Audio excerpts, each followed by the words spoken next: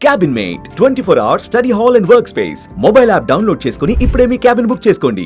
Hi hello welcome to Suman TV. నేను మీ Roshan. So మనకు తెలిసిందే నిన్న నైట్ కూడా చాలా చోట్ల వాళ్ళ డ్రోన్స్ అండ్ కాల్పులు జరగటం, పాకిస్తాన్ ఎదురు దాడికి పాల్పడుతుందని చెప్పేసి తెలిసిన విషయమే. కాబట్టి ఫిరోజ్పూర్లో నిన్న నైట్ దాదాపు 10 డ్రోన్స్ దాకా వదిలారు, కాల్పులు జరుపుతున్నారు. ఆ కాల్పుల్లో చాలామంది భారతీయులు వాళ్ళ కుటుంబాలతో అక్కడ ఉన్నారు. అండ్ కొంతమంది అయితే ఫ్యామిలీస్ ప్రెగ్నెంట్తో కూడా ఉన్నారు. అండ్ అక్కడి నుంచి వాళ్ళని తరలించాలని ప్రయత్నిస్తున్నప్పటికి కూడా కుదరలేదు. కాబట్టి ఇవాళ ఒక స్పెషల్ ట్రైన్‌తో ఢిల్లీ దాకా పంపించి అక్కడి నుంచి వాళ్ళ వాళ్ళ ప్రదేశాలకు పంపాలని చెప్పి కూడా ఆర్మీ ప్లాన్ చేస్తుంది. బట్ దానిలో భాగంగానే ఇప్పుడు నిన్న నైట్ నాకు వేరే త్రూ నాకు ఒక నెంబర్ వచ్చింది అక్కడున్న ఫ్యామిలీస్‌కి సంబంధించి. అండ్ తను ప్రెగ్నెంటు అండ్ వాళ్ళ హస్బెండ్ కూడా 3-4 డేస్ అయింది అండ్ పోరాడుతున్నారు, ఇంటికి రాలేదు. మిగతా వాళ్ళు కూడా తెలుగు వాళ్ళందరూ కూడా అక్కడే ఉన్నారు. కాబట్టి దానిలో సుకన్య అని ఒక తెలుగు అమ్మాయి, కడప అమ్మాయి ప్రజెంట్ మనతో మాట్లాడటానికి అక్కడ జరిగిన సిచ్యువేషన్ ఏంటి, ఎలా ఉంది అసలుకి పరిస్థితిలో ఒకసారి ఆమెతో మాట్లాడి తెలుసుకుందాం. హలో సుకన్య, ఎలా ఉన్నారు? అంతా సేఫ్గా ఉందా ఫిరోజ్పూర్లో? నిన్న అసలు ఏమైంది? బాంబ్ అటాక్స్ నైట్ 8:30కి అనుకుంటా అటాక్ స్టార్ట్ అయిపోయింది. 10 వరకు కంటిన్యూగా ఇటు సైడ్ మన ఆర్మీ వాళ్ళు ప్లస్ అటు సైడ్ వాళ్ళు డ్రోన్స్ వాళ్ళు వేయడము, దాన్ని మన వాళ్ళు అటాక్ చేయడము. జెంట్స్ వాళ్ళు బార్డర్ ఏరియాలో డ్యూటీ చేయడానికి వెళ్ళిపోయారు అనమాట. ఓకే. ఏదైనా ప్రాణ నష్టం జరిగిందా? ఎవరైనా మీకు తెలిసిన కొలీగ్స్ ఎవరైనా కానీ? ముందే ప్రోటోకాల్స్ వచ్చాయి, ఎలా ఉండాలి సేఫ్ గా అని చెప్పేసి మేము అవన్నీ ఫాలో అవుతూ జాగ్రత్తగా ఉన్నాము. అమ్మా మీది వీడియో బ్రేక్ అవుతుంది, అక్కడ సిగ్నల్స్ సరిగా లేవనుకుంటా. కాదమ్మా, ఇప్పుడు ఫిరోజ్పూర్లో ఎన్ని రోజుల నుంచి జరుగుతున్నాయి మీకు ఈ కాల్పులు కావచ్చు, మిసైల్స్ వాళ్ళు పాక్ వాళ్ళు వదలటం కావచ్చు, లేకపోతే యుద్ధం చేయటానికి ఫిరోజ్పూర్లోకి కూడా ఎంటర్ అయ్యారా, లేకపోతే ఓన్లీ మిసైల్స్ వదలటం లేకపోతే కాల్పులు జరగటం మాత్రమే జరుగుతుందా? మొన్న ఫస్ట్ అటాక్ జమ్మూ సైడ్ జరిగింది, తర్వాత రాజస్థాన్ మీద జరిగింది. బట్ నిన్న నైట్ మాత్రం ఎగ్జాక్ట్ గా మేము ఉన్న చోట ఫిరోజ్పూర్ ఏదైతే బార్డర్ ఏరియాలో ఉందో పంజాబ్ సైడ్ ఇప్పుడు మిడిల్ పార్ట్ మొత్తం అటాక్ చేయడం స్టార్ట్ చేశారనమాట వాళ్ళు. ఓకే. కానీ లక్కీగా మా సోల్జర్స్ అక్కడ యాక్టివ్గా ఉండడం వల్ల మాకు ఎలాంటి ప్రమాదం అయితే జరగలేదు. వాళ్ళు అక్కడ డ్యూటీ చేస్తున్నారు కాబట్టి ఇక్కడ మేము జాగ్రత్తగా ఉండగలిగాము. ఓకే. ఆల్రెడీ విన్నాం మన తెలుగు జవాన్ కూడా ఒక అతను కాల్పుల్లో చనిపోయారు. అలాంటిది ఏమైనా మనం వినాల్సి వస్తుంది, ఏమైనా భయంగా ఉంది? మన వాళ్ళు అక్కడ ఏదైనా ప్రాణ నష్టం జరిగిందా? తెలుగు వాళ్ళకి కావచ్చు, ఫ్యామిలీస్ కావచ్చు, లేకపోతే ఆర్మీ జవాన్స్ కావచ్చు? అంత అయితే ఏం లేదు సార్. యాక్చువల్ గా అయితే మా హస్బెండ్స్ ఎవరు ఇక్కడ మా దగ్గర లేరు. బట్ మా ఫ్యామిలీ సేఫ్టీ కోసము కొంతమంది ఆర్మీ పర్సన్స్ ఉన్నారు. ఇప్పుడు వాళ్ళ ద్వారానే మేము సేఫ్ గా ట్రైన్ ఎక్కాము. ఢిల్లీ వరకు మా ట్రైన్ ఉంది. అక్కడ నుంచి మేము ఎవరి ఫ్యామిలీ వాళ్ళు అక్కడ నుంచి డిస్పాచ్ అయిపోతాము. ఎవరిని ఇక్కడ పిలుచుకోలేని పరిస్థితిలో ఉన్నామన్నమాట. మమ్మల్ని తీసుకెళ్ళడానికి ఒకవేళ వస్తే వాళ్ళు కూడా డేంజర్ సిచ్యువేషన్ లోని ఉండాల్సి వస్తుంది అని చెప్పేసి మిగతా మా హస్బెండ్స్ అందరూ బార్డర్ ఏరియాలోకి వెళ్ళి అక్కడ డ్యూటీ చేస్తున్నారు. వాళ్ళు అక్కడ ఉన్నారు కాబట్టి మేము ఇక్కడ సేఫ్ గా ఉండగలిగాం. ఓకే. ఇప్పుడు మీ వారు కూడా డ్యూటీలోనే ఉన్నారమ్మా? మీ వారు కూడా డ్యూటీలోనే ఉన్నారు అక్కడ ఇప్పుడు బోర్డర్? డ్యూటీలోనే ఉన్నారు సార్. ఓకే. ధైర్యం చెప్పి పంపించారా మీకు? మేము ధైర్యంగా ఉన్నాము, ఇబ్బంది లేదు, ఫైట్ చేస్తాము, భారత్ కోసం నిలబడతాము, మీరేం ఇబ్బంది పడొద్దు, బాధపడొద్దు మా గురించి అని ధైర్యంగా చెప్పి పంపించారా? ధైర్యం చెప్పడమే కాదు, నేను యాక్చువల్లీ ప్రెగ్నెంట్, 8 months ప్రెగ్నెంట్.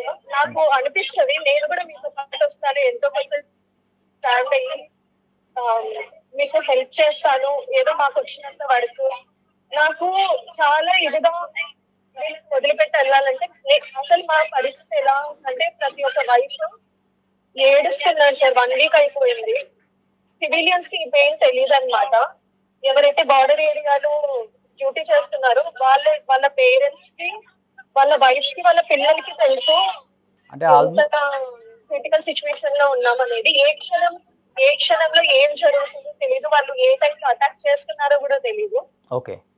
కాదమ్మా, అందరూ ఆల్మోస్ట్ మీరు చెప్పారు ఒక మాట, మేమందరం ఆడవాళ్ళం అయినప్పుడు కూడా వాళ్ళ భార్యలుగా మేము కూడా ఉండి పోరాడతామని మీరు ఒక మాట అన్నారు చూసారా? అది కూడా మీరు 8 మంత్స్ ప్రెగ్నెంట్ అని చెప్పారు. నిజంగా హ్యాట్సప్ అమ్మ మీకు అసలకి. అంటే మీరు అక్కడ ఉన్న సిట్యుయేషన్స్ చూసారు కాబట్టి మీకు తెలుసు.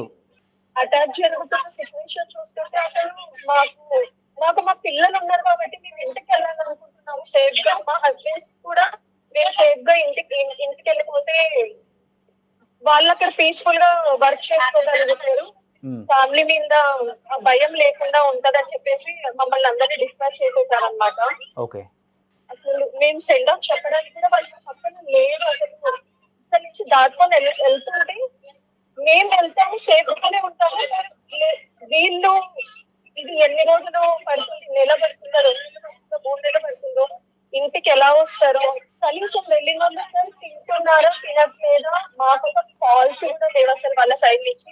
నేను కాల్ చేస్తే వాళ్ళు ఎత్తారు, వాళ్ళు రిటర్న్ కాల్ చేయడానికి కూడా వాళ్ళకి టైం లేదు అక్కడ. 24/7 వాళ్ళు ఆన్ డ్యూటీలోనే ఉన్నారు. అది ఎండకు ఉంటున్నారు. ఇక్కడైతే 2-3 డేస్ నుంచి పిడుగులు పడుతున్నాయి, ఫుల్ రైన్. ఆ టైంలో కూడా వాళ్ళకి నిలబడుకొని వాళ్ళ గన్నులు పట్టుకొని డ్యూటీ చేస్తున్నారు. మాకైతే అసలు 1 వీక్ అయింది.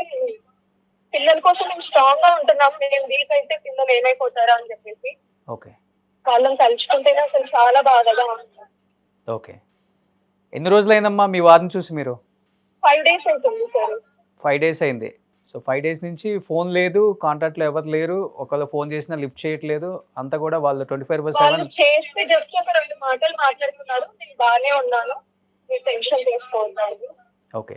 వాళ్ళ టెన్షన్ కూడా అక్కడ మమ్మల్ని ఇక్కడ నుంచి ఎలాగైనా పంపివ్వాలి. ఎందుకంటే వాళ్ళు ఇప్పుడు మా దగ్గర లేరు. వాళ్ళు ఎక్కడున్నారో మాకు చెప్పారు, అది సీక్రెట్ గా ఉంటది కాబట్టి. ఓకే. వాళ్ళు ఎక్కడున్నారు, ఏ ఏరియాలో వర్క్ చేస్తున్నారు అనేది కూడా మాకు ఎటువంటి మెసేజ్ పాస్ చేయరు అనమాట. ఓకే. బహుశా మీకంటే అలవాటు అయి ఉండొచ్చు. పిల్లలు కొంచెం అంటే కాల్పులు జరుగుతున్నాయి అండ్ మిసైల్స్ కూడా వదులుతున్నారు, ఎదురు దాడి జరుగుతుందని చెప్పారు కాబట్టి పిల్లలు కొంచెం బాగా భయానికి గురై ఉంటారమ్మా నాకు తెలిసి ఆ సౌండ్స్ కి. రాత్రి ప్రతి ఒక్కరు చిన్న చిన్న పిల్లలు బెడ్ కిందకి వెళ్ళి దాక్కున్నారు. అసలు ఆ సౌండ్స్ వినలేక, అంత భయంకరమైన సౌండ్స్. అయ్యో. నేను దూరం నుంచి ఎక్కడే విన్నాను. లుధియానా సైడ్ అటు అటాక్ అయ్యింది, ఒక 3 times సౌండ్ వచ్చింది.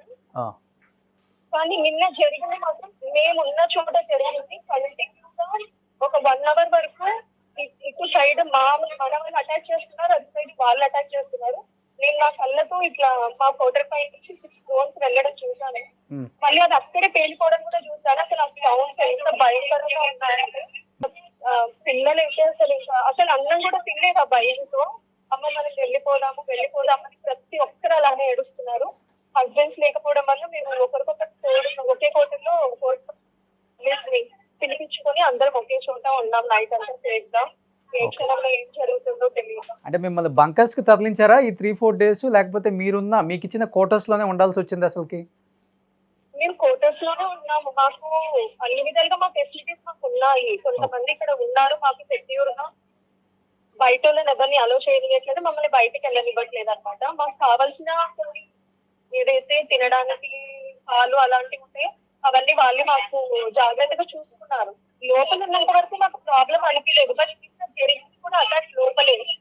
ఇప్పుడు వాళ్ళ టార్గెట్ అంతా సివిలియన్స్ మీదనే ఉంది మాకు తెలిసి. అక్కడ బార్డర్ లో వర్క్ చేస్తున్న హౌస్ సోల్జర్స్ మీద వాళ్ళ టార్గెట్ లేదు. వాళ్ళ టార్గెట్ అంతా సివిలియన్స్ మీద ఉంది కాబట్టి మమ్మల్ని వెంటనే ఇక్కడ ఉండడం సేఫ్ కాదు అని చెప్పేసి మమ్మల్ని డిస్పాచ్ చేసేసారు. యాక్చువల్గా మేము ఎప్పుడో వెళ్లాల్సిన వాళ్ళము. మా ప్రతి ఒక్క ట్రైన్స్ ఫ్లైట్స్ క్యాన్సిల్ అవుతూ వస్తుండే. దానివల్ల మేము ముందే బయలుదేరలేకపోయాం అనమాట. ఓకే. ఎంతమంది ఉన్నారు మన తెలుగు వాళ్ళు, అంటే ఫ్యామిలీస్ అంటే అక్కడ? మన తెలుగు వాళ్ళు నాకు తెలిసి మా యూనిట్ లో ఒక 6-7 మెంబర్స్ ఫ్యామిలీస్ ఉన్నారు. మేమందరం ఇప్పుడు ఒకే ట్రైన్ లో ఉన్నాము, వేరే సీట్లలో ఉన్నాము ప్రెసెంట్.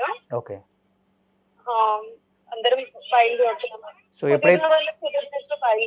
ఎప్పుడైతే కాల్పులు ఆపేశారో అప్పుడు స్టార్ట్ అయ్యారు మీరు లోపల నుంచి బయటికి రావటం? కాల్పులు 10:30కి వర్షం పడింది. దాని తర్వాత కొంచెం సైలెంట్ అయిపోయింది. దాని తర్వాత అయితే జరగలేదు. మళ్ళీ 5:30కి ఇటు సైడ్ శ్రీనగర్ సైడ్ జెట్లు టు పాకిస్తాన్ వాళ్ళు వచ్చారు, 2 వచ్చారు. మరి సోల్జర్స్ వాళ్ళు టెర్రరిస్ట్ తెలియదు. ఆ న్యూస్ విన్నాను అనమాట. సో కాల్పులు అయితే వాళ్ళు జరపడం అయితే నైట్ స్టార్ట్ చేస్తే మార్నింగ్ దాకా ఏదో ఒక విధంగా కాల్పులు అయితే చేస్తూనే ఉన్నారు. పాకిస్తాన్ వాళ్ళు ఏమాత్రం వాళ్ళ టార్గెట్ నైటే సార్. ఆ. వాళ్ళ టార్గెట్ నైటే. సో ఇక్కడ మా యూనిట్ మా ఫ్యామిలీ మెంబర్స్ ఒక 60-70 మెంబర్స్ ఉంటారు. అందరికి మేము స్టేటస్ పెట్టి అప్డేట్ పెడుతున్నాం అనమాట. పొరపాటున కూడా ఏ లైట్స్ ఆన్ చేయొద్దండి. బయట బాల్కనీ లైట్స్, ఇంటి లైట్స్, మొబైల్ టార్చ్ లైట్స్ ఏవి ఓకే. అది సేఫ్ కాదని చెప్పేసి కొంచెం మా ప్రోటోకాల్స్ మాకు ఉన్నాయి. మేము అవన్నీ ఫాలో చేసుకుంటూ కేర్ఫుల్ గా ఉన్నాము. లైట్స్ ఎక్కడైతే ఉన్నాయో డ్రోన్స్ ఎగ్జాక్ట్ గా వచ్చి అక్కడే పడుతున్నాయి. ఓ నిన్న జరిగిన ఇన్సిడెంట్ లో నాకు అర్థమైంది ఇదే. అందుకే అనిపిస్తుంది మాకు ఇదంతా ఒక 10 days ముందు ప్రాక్టీస్ చేయించారు అనమాట. సైరన్ సౌండ్ రాగానే పిల్లలందరూ లోపలికి వెళ్ళిపోయి బయట ఎవరు ఉండకూడదు, లైట్స్ ఏది ఆన్ లో ఉండకూడదు. చాలా కష్టం నిజంగా. లైట్లు ఇంట్లో ఏమి క్యాండిల్ కూడా వెలిగించకూడదు అనేది కూడా చాలా కష్టం పిల్లలతో అసలుకి. పాపం నిజంగా అంతా క్లోజ్ చేసేసుకున్నాక ఒక దీపం పెట్టుకోవడమా, చిన్న టార్చ్ పెట్టుకోవడమా, అది కూడా బయటకి షాడో వెళ్ళకుండా అలా మెయింటైన్ చేసుకున్నాం అనమాట. ఓకే. ఫుడ్ వరకు డే టైమ్ లోనే ప్రిపేర్ చేసుకొని నైట్ వరకు అదే అడ్జస్ట్ అయ్యేలా సెట్ చేసుకునే వాళ్ళము. ఓకే. నిజంగా ఆర్మీ ఫ్యామిలీస్ అందరికీ సెల్యూట్ అమ్మా. ఎంతో కష్టపడుతున్నారు. అటు పక్కన మీ మీ అందరి హస్బెండ్స్ కావచ్చు, ఒకవైపు మీరు ఫ్యామిలీస్ అక్కడ ఉండి పిల్లలతో అండ్ ఇన్ని కష్టాలు పడుతున్నారు అనేది ఎవరికి తెలియదు. ఒక్కసారిగా నేను మీ మెసేజ్ చూడగానే నాకు చాలా బాధ అనిపించింది. నైట్ కాల్పులు స్టార్ట్ అయినాయి, చాలా టూ మచ్గా సౌండ్స్ వస్తున్నాయి. పిల్లల చాలా అసలు ఆ టైంలో ఎవ్వరు లేరు సార్. అసలు అక్కడ అటాక్ జరుగుతుందన్న విషయం కూడా ఎవ్వరికి తెలియదు. అసలు అది సడన్ గా మేము ఆ సాంగ్స్ వినంగానే మేము అసలు ఎంత అట్లా బాడీ అంతా షివర్ అయిపోయింది మాకు. చూసాం మేము అంతా కళ్ళతో అసలు ఆ ఇన్సిడెంట్. సో వాళ్ళ టార్గెట్ అంతా కూడా సివిలియన్స్. మీరు చెప్పినట్లుగా మీరు అక్కడ ఉన్నారు కాబట్టి మీకు అక్కడ పరిస్థితులు అర్థం చేస్తున్నారు కాబట్టి. సివిలియన్స్ మీదనే ఉంది సార్. ఓకే. మీది ఎక్కడమ్మా? మీది ఆంధ్రానా తెలంగాణ? మాది ఆంధ్ర సార్. ఆంధ్ర ఎక్కడ మీది? Kadapa district. Kadapa district. Okay. So మీరు జాగ్రత్తగా సేఫ్గా ఉండండి.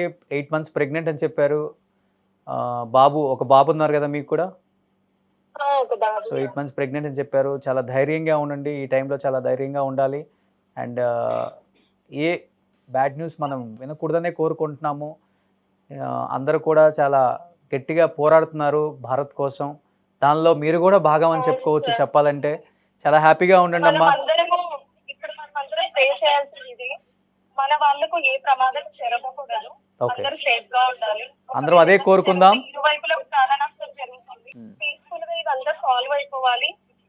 3-4 months టైం పట్టినా పర్లేదు, కానీ అందరూ మా వాళ్ళందరూ మాకు సేఫ్ గా రిటర్న్ రావాలనేది మేము దేవుని ప్రార్థిస్తున్నాము. సుకన్య, యాజ్ ఎ బ్రదర్గా చెప్తున్నాను, చాలా ధైర్యంగా ఉండమ్మా. ఈ టైంలో చాలా ధైర్యంగా ఉండాలి నువ్వు.